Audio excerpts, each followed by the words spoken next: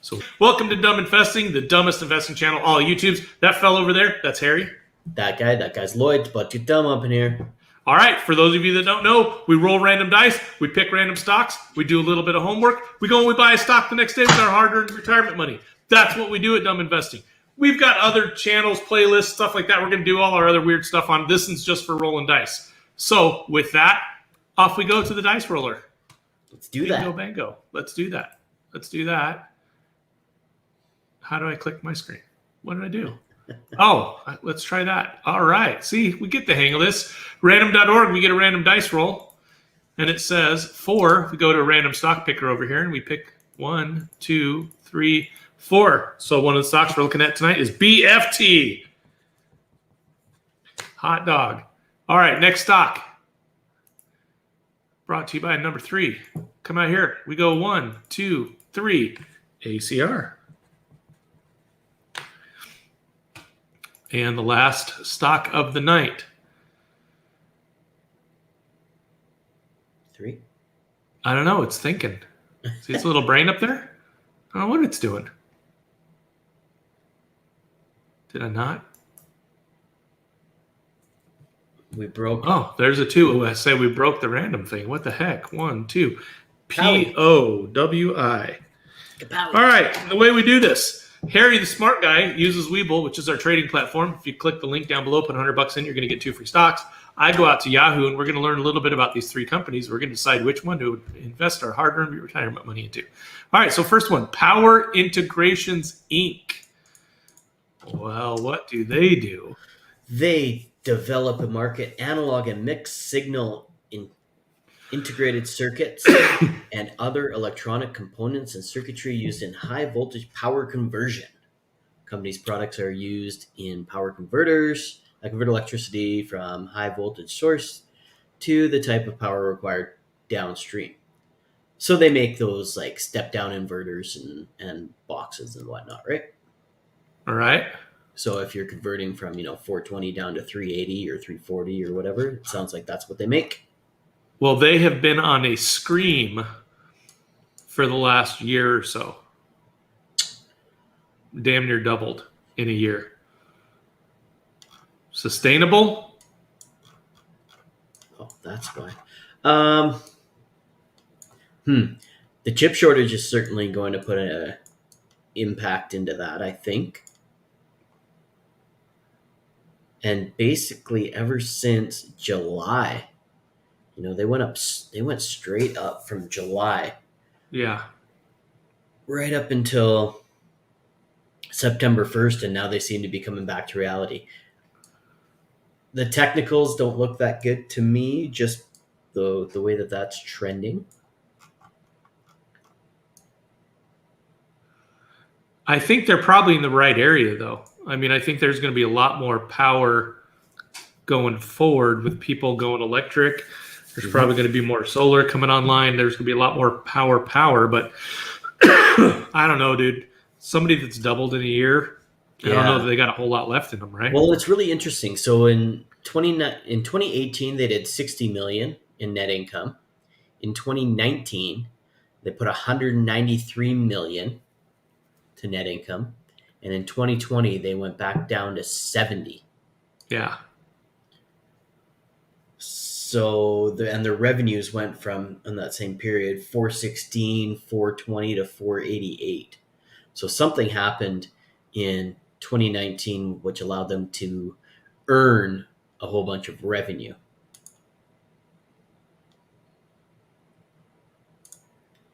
I sure wish they'd tell us who was using their stuff. Right? If they were saying, oh, yeah, we're all over in these power walls, then we could all be like, look at that. So here's some of the brand names. Top Switch, Tiny Switch, Link Switch, Hyper, Cap Zero, Send Zero, Scale and Scale 2. So, have you heard of any of those? No, but I don't do power.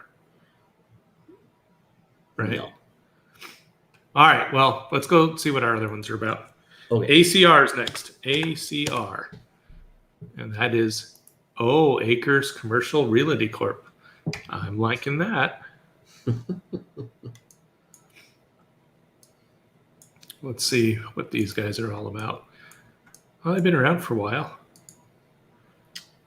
So they are formerly Exantis Capital Corp, a real estate investment trust. The company is primarily focused on originating, holding, and managing commercial real estate, mortgage loans, and other commercial real estate related debt investments.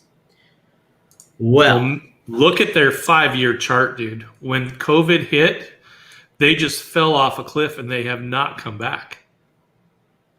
So I would say they probably have some headroom, right? They were at $37 and then they fell off and they're at 16 today.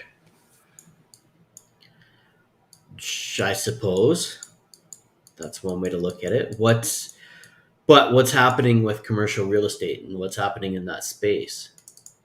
Yeah, everybody's staying home. Yeah, there's a lot of work from home. And I don't think that's going to change for quite a while. I think working from home is going to be kind of just the trend. Ooh. Have you seen their earnings? Chihuahua. It would explain the cliff they fell off. Wow. Yeah. So, interesting fact here, their total revenue for 2020 was negative $78.29 million. So they must have taken some write-offs and stuff, because when you look at their quarterlies, they're 2021, they're making money again. They got 18 million in revenue and they've got 13 million in earnings. That's not too shabby.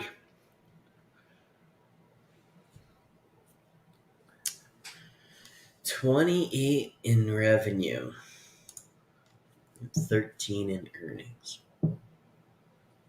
Yeah. I know, right? What's going on? This one, I don't feel comfortable without doing a lot more homework, because I would want to see, did they do some sort of a bankruptcy maybe and write off a bunch of their buildings? You know, what caused that 2020 drop in revenue? Yeah. And why did it come back? Why is today so much better, right? I mean, it's crazy. Their fourth quarter of 2020, dude, they had 27 million in earnings, or 27 million in revenue and 24 million in earnings. It doesn't make sense. Right. A lot of creative accounting there. Yeah. That's why I think we would have to look deeper into this before we throw our money at it. So let's see what BFT is all about, because that sounds fun, right? Oh, it's a BlackRock. Oh, well. Is it? Lord, yeah. I don't have... BlackRock Future Innovators ETF. Oh, no, that's not it. Oh, there it is. That's BT. That's BFTR. There was no regular BFT. Yeah, I'm trying to find something like that. There is another. Oh, BFT. So BFT is private. Oh. So they must have had a stock and then took their company back and went private. That would be my guess. It's a product design company. It's from Slovakia. Yeah. Okay. Sweet. All right. So BFT is out. So that leaves us with ACR, which scares the hell out of me, or Power, which I don't know. I don't know, dude.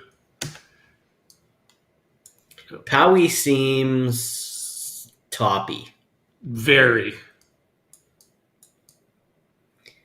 ACR seems like a smarter investment of a bad investment. They definitely have headroom. Yeah, it's kind of like picking the ugly. Never mind. Yeah. Let's do it. Okay. We'll do ACR tomorrow. Or no, sorry. Yeah. ACR's. Yeah, that's what we're doing. Right on. All right. So that's how we pick stocks on Dumb Investing. Then we go out, we build a whole portfolio by rolling dice and doing it that way. So let's check it out. Wow, why does it seem so big right now? Like you can actually read it on the screen. Yeah, that's awesome. Huh. Yeah, and I found a way to expand it to full screen so I can actually read what you're going through without having to squint real hard. It's really Fantastic. What awesome. happens if I do that? Does that make it worse? Or is it still good? No, it's still good. Okay. It's very jittery though. That's weird. Yeah, that's because my hand's all jittery. Oh yeah, a lot of coffee. just my live stream nerves. No way, dude. We've been doing this 110 episodes. No more nerves. We got this now. All right. So what we do is we go through our biggest winners and losers of where they were at on the day. And then after that, we go through and see where the overall position of each one of those is.